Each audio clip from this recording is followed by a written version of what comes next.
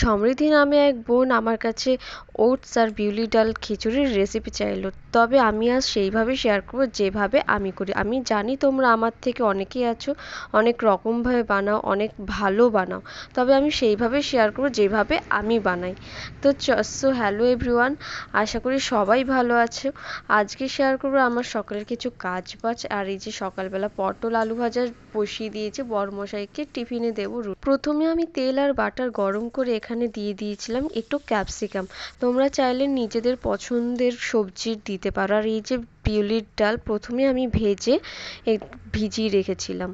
আর এই যে টমেটো দিয়ে দিলাম এক এক করে, আমি আমার পছন্দের সবজিগুলো দিয়ে দেবো।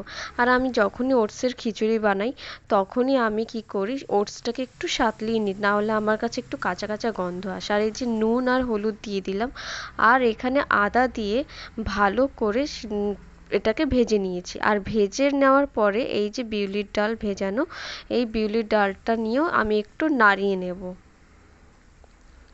তোমরা কে কোথা থেকে আমার ভিডিওটা দেখো বলো তো, আমাকে অবশ্যই কমেন্টে করো, কারণ তোমরা কেউ কমেন্ট করো না আর আমি বুঝতেও পারি না।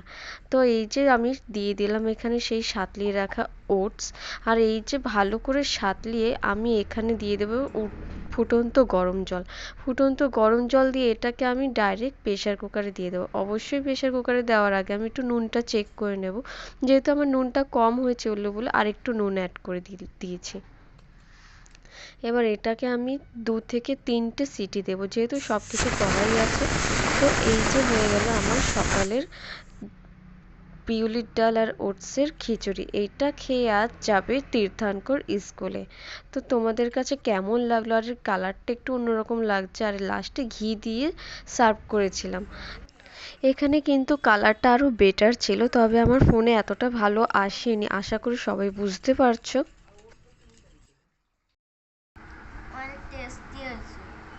টেস্টি হয়েছে? ঠিক আছে।